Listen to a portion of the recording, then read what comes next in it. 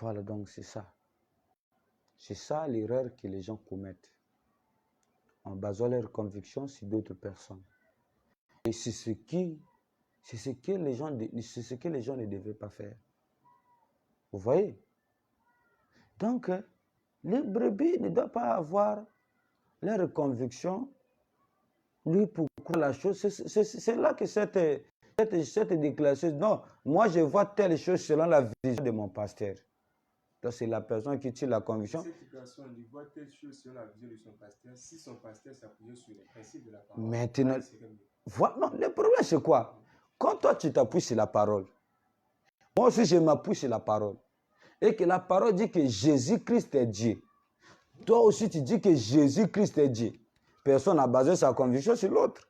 Donc nous tous, on a basé la conviction sur la parole. On a basé notre conviction sur la parole. Le plus grand problème revient au pasteur.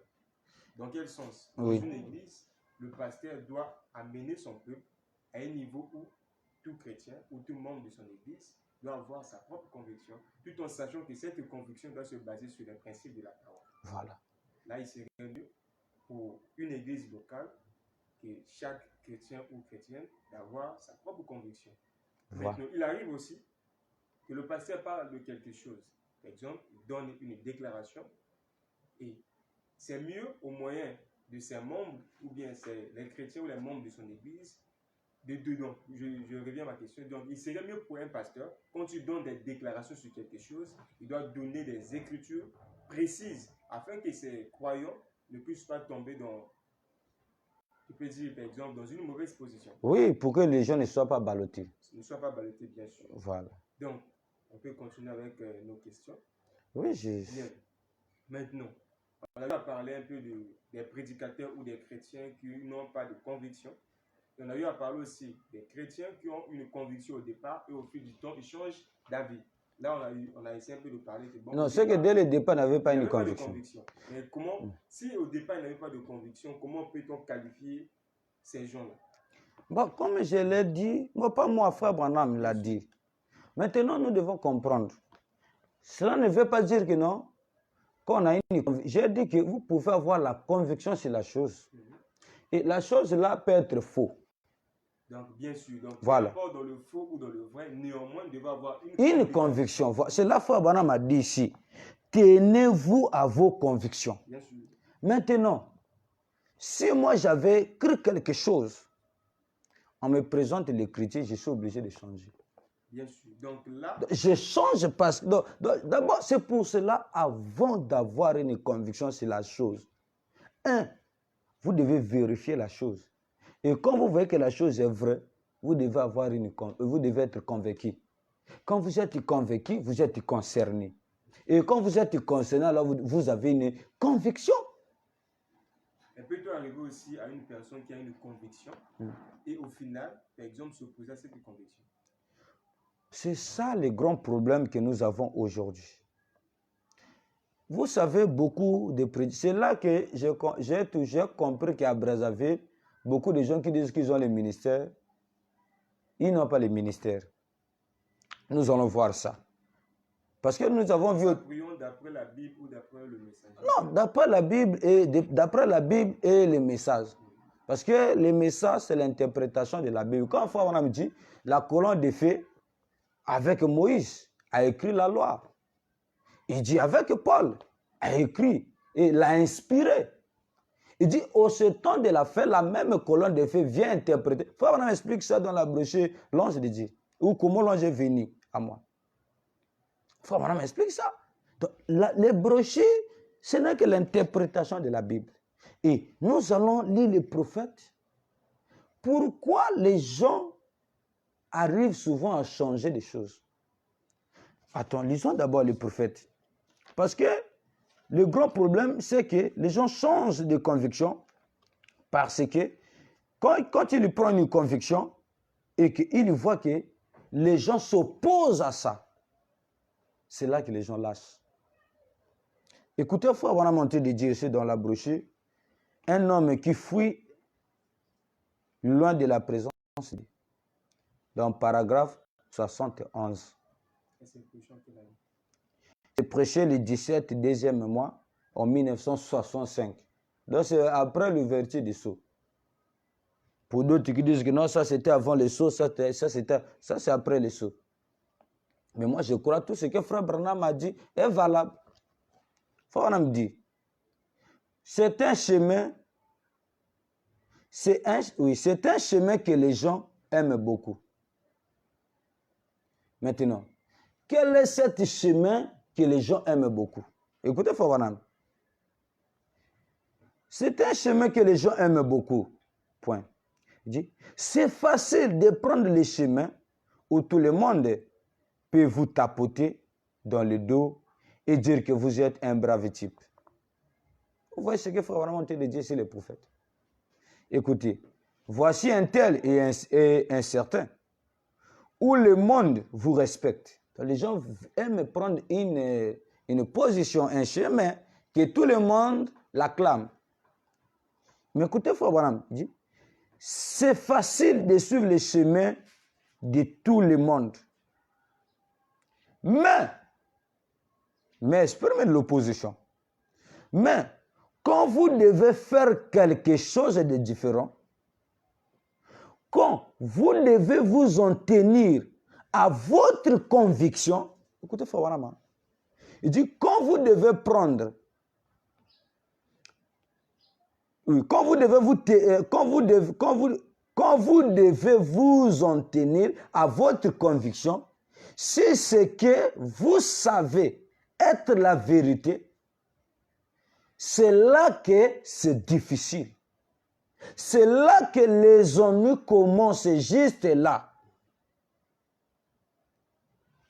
Vous voyez, comme je l'ai dit la fois passée, les doctrines, il y a des doctrines aujourd'hui, chaque église maintenant, chaque pasteur est devenu prophète dans son église. Parce que les pasteurs, nous l'écoutons, ils disent, frère, moi je suis dans mon église, je suis libre de dire ce que je crois. Non, tu n'es pas libre de dire ce que tu crois, sans d'abord vérifier cela avec la parole. Non, il s'est remis de sa feu sur la parole. Oui, c'est pour ça que je vous dis que, Frère Branham me dit que non, je n'ai jamais honte d'exprimer mes convictions. Et Frère Branham nous a dit que nos convictions doivent être en ordre avec Dieu, avec la parole. Et quand il s'agit d'acclamer ou bien de s'aligner derrière des convictions d'autres personnes, Frère Branham dit, là le monde va vous acclamer, là le monde va vous respecter. Il dit, Frère Branham dit que c'est un chemin que les gens aiment beaucoup. Donc si c'est pour des prédicateurs, c'est un chemin aussi que beaucoup de prédicateurs aiment, de baser leurs convictions sur les autres, d'être en... Lui, certains prédicateurs aiment que ce que lui, presque tout le monde soit d'accord avec lui. Mais Frère Branham dit, quand il s'agit que vous devez faire quelque chose, de différent, virgule, quand vous devez vous en tenir à votre conviction, si c'est que vous savez être la vérité, c'est là que c'est difficile. Donc, quand vous prenez position pour la parole et que vous vous tenez à votre conviction, Frère Branham dit, c'est là que les ennuis commencent. Mais comment? Parce que les gens viendront vous attaquer, les gens viendront vous menacer, les gens vont vous critiquer. Ah, cela n'a pas de ministère, cela n'a jamais compris, celui-là, ceci ou comment. Et c'est à ce moment-là, on saura que si cette personne-là avait réellement une conviction. Tu veux prêcher, par exemple, que Jésus-Christ est Dieu. Tu prêches ça, et il y aura des gens, les gens vont, ah, c'est un pentecôtiste, il n'a rien compris, tout ça. Et si tu écoutes ce que les gens, les ennuis là, que les gens vont t'attaquer, les attaques des gens, et que tu changes, non, on s'est trompé. Sache que tu n'avais pas une conviction. Nous voyons des gens. Oh frère, ancien tel, croit la polygamie, un tel croit la polygamie. Non, tous les anciens.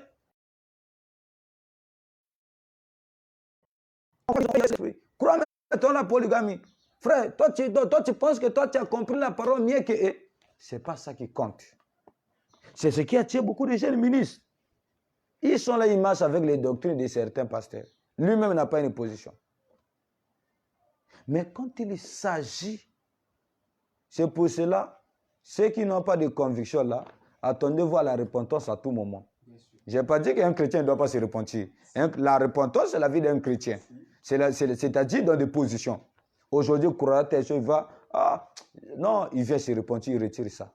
Mais pourquoi il n'a pas une conviction? Mais frère, on a dit, quand vous prenez, quand il s'agit de prendre un chemin différent, c'est difficile. Dit, vous devez vous en tenir à votre conviction, c'est ce que vous savez être la vérité. C'est là que je crois pas qu'à Brazzaville, il y a beaucoup de prédicateurs. Il n'y a que des. Donc, je pense pas. Donc, nombreux sont là, ne sont pas appelés. Attends, on va lire frère Branham. Attends, avant d'arriver à cette question, nous allons lire frère Branham, comment on est en train de monter. Quand quelqu'un est appelé, peu importe l'opposition, parce que vous avez posé la question, non? Est-ce que quelqu'un peut avoir une conviction et rencontrer l'opposition? Et quand vous avez une conviction, il y aura des gens qui viendront sur... Bien sûr, mais comment on saura que tu es un homme? Mais au départ, tu avais une conviction et au fil du temps, tu as changé maintenant d'avis. Tu as changé la vie. Maintenant, ce que tu croyais au départ. Mais tu as changé ça comment? C'est ça. Aujourd'hui, je peux avoir une conviction sur la chose. On croit peut-être que non. Frère Branham n'est pas prophète. Et je crois par exemple que Frère Branham est prophète. Et j'ai dit là-bas, non, Frère Branham n'est pas. Je n'étais pas convaincu. C'est comme la chose. Que les gens, vous voyez quelqu'un aujourd'hui qui croit que non, Frère Branham, c'est lui le dernier messager. Frère Branham, lui a pas lui. La vérité aujourd'hui est venue par lui. Et quelques temps après, il se retrouve dans le monde. Et dans le monde, il commence à dire que non, Frère Branham n'est pas un Dieu. Attends, frère. Et excusez, que Frère Branham n'est pas un prophète de la fin. Non, Frère Branham, c'est un magicien. Il n'était pas convaincu. Il n'avait pas une conviction. C'était l'enthousiasme. Maintenant, Frère Branham a de dire ici, dans la brochure, attends, nous allons lire ça. Donc, il nous reste des questions. Oui, Frère Branham a de dire ici, dans la brochure, position. Vous devez vous tenir. Vous devez vous en tenir à ce que Frère Branham, à ce que la Bible dit. Et quand vous allez vous en tenir à ça, frère, peu importe ce qui arrivera, peu importe ce que les gens vont dire, peu importe. Les disciples, regardez durant les âges comment on a massacré les gens qui avaient une conviction. L'histoire nous relate qu'on a tué beaucoup de gens, on a tué beaucoup de martyrs. Mais parce qu'ils avaient une conviction. On leur dit que non, des choses de ne pas croire Jésus-Christ. Et ils ont dit, nous, ce n'est que ça. On préfère... Vous voyez l'attitude des gens qui ont une conviction? Ils préfèrent mourir sur la chose. Parce qu'il est convaincu que cette chose est vraie. Donc, peu importe les oppositions, peu importe les attaques, lui croit que Jésus-Christ est Dieu. Vous, dans la vérité, ce n'est que ça le message. Donc, même si vous le tuez, mais regardez les Daniel. Ce qui est arrivé à Daniel. Michel, Shadrach, Meshach, Abednego. Comment on les a maltraités. Et comment on les a arrêtés pour la jeter dans la fournaise. Mais ils étaient convaincus que le vrai Dieu, c'était leur Dieu. Ils étaient convaincus que la parole de Dieu ne peut pas s'incliner devant les statues. Il dit, on peut mourir parce qu'on est convaincu que notre Dieu est capable de nous protéger. Et leur conviction a produit les résultats. J'ai une question. Là, ce sera l'avant-dernière question. C'est de savoir, Dieu peut-il appeler quelqu'un au ministère sans avoir quelque chose à dire à son peuple? Bon. Comme vous, par exemple, Dieu vous appelle au ministère. Oui. Et je crois bien que, moi, de mon côté, je crois bien que quand Dieu vous appelle au ministère, il y a quelque chose à dire sur son peuple. Voilà. Maintenant, nous savons, c'est là qu'il y a beaucoup de problèmes. Toutes les ennuis qu'on a eu dans les messages avec des prédicateurs, c'est ça.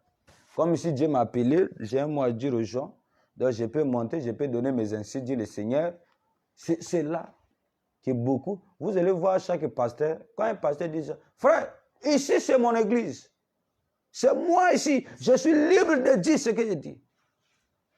C'est là qu'on sent, celui-là, il cherche à influencer les gens ou à dire quelque chose. Vous allez remarquer, avant de répondre à cette question, vous allez remarquer, c'est ce que je vois chez beaucoup de pasteurs. Le pasteur a un problème avec un frère peut-être, où il a constaté un problème. Au lieu d'arranger ça avec son frère, L'église de Sodome, il veut déjà alerter l'église. Il monte à la chair. Frère, ici c'est moi qui est le pasteur. On se pose d'abord des questions. Bon, qui a dit que ce n'est pas lui qui est le pasteur? Point d'interrogation. Frère, c'est moi qui est le garant de l'ordre ici. Qui a dit que ce n'est pas lui? Point d'interrogation. Frère, après le Saint-Esprit, si c'est moi, le Saint-Esprit m'a établi. Quel est le problème? Si tu as un problème avec un frère là-bas, arrange ça avec un frère. Ne viens pas. Nous savons, nous venons tous ici à l'église, on sait que le pasteur c'est un tel. Ce n'est pas quand il y a un problème de nous rappeler que c'est moi qui est le pasteur ici. C'est comme si on t'a chassé ou on t'a dit que ce n'est pas toi qui es le pasteur. Les gens pensent que c'est comme dans Jérémie, il est écrit dans Jérémie. C'est dans Jérémie chapitre 1. Que quand Dieu a appelé Jérémie, il a dit, tu diras ce que je mettrai dans ta bouche, ce que je vais t'ordonner à dire. C'est ce que un prophète. Donc, Jérémie devait se tenir strictement sur ce que Dieu lui avait parlé. Pas seulement se tenir, dire seulement ce que... Même un prophète. Donc, vous voyez un prophète. Même un prophète n'a pas le droit de venir dire, bon, moi aujourd'hui je vois que les choses doivent être comme ça. Non. C'est pour ça que vous voyez, les prophètes, frère, on a dit, les prophètes ont toujours l'ainsi dit le Seigneur. Parce que l'ainsi dit le Seigneur, ce n'est pas lui. C'est Dieu. Maintenant, quand Dieu appelle dans chaque âge, Dieu ne peut pas appeler deux personnes. On aura deux opinions. Voilà. Frère, on a dit deux personnes, des opinions. Deux façons de voir les choses. Dieu appelle un homme. Et l'homme est là. C'est un prophète. Et tout ce que l'homme l'a dit, vous devez accepter ça. D'abord, avant d'accepter que lui, d'abord, c'est un prophète, parce que Frère Branham nous a enseigné la manière d'un vrai prophète. Donc, il nous a enseigné la manière d'un vrai prophète. Il a dit que un prophète, quand il vient, son enseignement doit être cadré d'abord avec la parole. Il dit, un prophète qui vient ne peut pas contredire le prophète qui est venu avant lui. Il ne peut pas le contredire. S'il le contredit, d'abord, on sait d'abord que c'est un faux prophète. Et c'est là que quand vous croyez que c'est un vrai prophète, la conséquence est que vous devez accepter tout ce qu'il dit. Frère Branham dit, dans la brochure, toujours la manière d'un vrai prophète. Un homme est venu voir Frère Branham. Il dit, Frère Branham, il dit, moi je crois que tu es un prophète de Dieu. C'est un prophète. Alors, je parle des prophètes qui viennent avec un message, le prophète majeur. Et vous êtes convaincu que c'est lui le prophète. Donc vous devez avoir la conviction et la certitude. La conviction qui est la certitude. La certitude que tout ce qu'il dit c'est vrai. Parce qu'on ne pouvait pas dire que c'est un vrai prophète et son enseignement est faux. Il faut vraiment me dire à la personne, tu ne comprends pas ce que tu dis. Il dit, un prophète, ce n'est pas simplement un voyant. Il dit, il est aussi le révélateur de la Bible. Il faut vraiment dire, les prophètes révèlent la Bible. Révèle la parole par ce qui est écrit et par sa propre vie. Même la manière de faire des prophètes, c'est la parole. Et il y a d'autres choses. Vous voulez se marier. Si vous n'arrivez pas à comprendre les Écritures, alors regardez sa vie, comment il s'est marié. Prenez ça, parce qu'il révèle ça par sa propre vie. Et quand vous acceptez ça, il y a ce qu'on appelle, mettons, les auxiliaires, qui sont les Éphésiens 4. Prophètes mineurs, apôtres, docteurs, évangélistes. Et leur travail, c'est quoi? Le prophète qui vient là, lui vient avec la parole. Tout ce qu'il dit, on accepte. Les autres ministères vont épuiser chez lui. Mais ce n'est pas qu'eux qui sont appelés, ils ont un mot à dire. Quel est leur travail? Il faut voir la dans l'exposé. 149 à 50. Il faut dire que la lumière vient dans une région donnée à travers un messager. Mais Dieu soucie des auxiliaires. Il faut qu'on les appelle, Dieu soucie les merveilleux auxiliaires. Et Dieu les soucie pour faire quoi? Propager la lumière. Donc, ils n'ont pas une autre lumière à venir donner. Et ils prennent seulement cette lumière-là, ils vont propager ça. Et quand ils ont cru ça, et avant de propager, mettons la chose, vous devez comprendre la chose. Et quand vous comprenez la chose, alors vous êtes convaincu sur la chose. Et quand vous êtes convaincu, vous êtes concerné. Regardez Frère Branham. Frère Branham raconte dans la brochure les hommes qui sont maintenant en prison. Il dit, il y a eu des années, je n'avais pas compris ce que c'est l'enfer. Un prophète, hein? Il dit, je pensais que c'était un endroit éternel. Il dit, je ne comprenais pas ça. Jusqu'à ce qu'il ait eu l'expérience qu'il était descendu là-bas. Il dit, là quand je suis sorti, alors j'ai compris. Il dit, je suis venu et enseigné. C'est ce que les gens devaient faire. Un prédicateur, son travail, c'est de répéter. Vous inspire quoi? Dieu vous inspire ce qui est déjà là. Parce que vous n'êtes pas un prophète. Ou un prophète voit la pensée. La chose que Dieu a dit, ou les choses qui étaient déjà faites, Dieu a donné la capacité de voir ça. Il monte, il voit et il amène ça. Et nous, maintenant, ces auxiliaires, nous prenons ça, nous proposons ça. Nous n'avons pas un message à donner aux gens. Nous allons aborder la dernière question sur notre interview. C'est de savoir comment peut-on faire un compromis, bien le compromis avec la parole. Comment est-il possible de faire un compromis avec la parole? Maintenant, vous savez, comme je... Cette question, c'est toujours autour de notre conviction. Oui, il existe. Si je dis, Seigneur, préserve-moi contre des femmes, c'est que des femmes existent, bien sûr. Si je dis, Seigneur, préserve-moi, garde-moi loin des choses du monde, ne permets pas que j'aille voler, c'est que cela existe. Écoutons la prière de Frère Branham. Comment Frère Branham est en train de prier que Dieu lui garde loin de ne pas faire le compromis, de ne pas faire le compromis avec sa conviction. Écoutez Frère Branham. Dans la brochure, parce qu'il y a des versions, la version Shekinah, c'est par la foi que Moïse. La version La voix de Dieu aux tables, la brochure, c'est par la foi Moïse. Paragraphe 86. Là, vous lisez, c'est quelle traduction? Traduction, la voix de Dieu. La voix de Dieu, paragraphe 6. Il dit par la foi Moïse. Écoutez. J'espère ne vexer personne. Mais, telle a été la position de trop de prédicateurs. Tu as écouté la position des prédicateurs? 2 points. Il dit la chose. Faire des compromis sur l'évangile. Pensons en tirer plus d'argent. Vous savez, quand vous voulez déjà par l'évangile gagner de l'argent, tu es là, tu calcules que non, bon, je vais aller prier, si je vais prier là-bas, on pourra me donner au moins, on pourra me partager peut-être une voiture, c'est déjà mauvais. Votre motif est mauvais.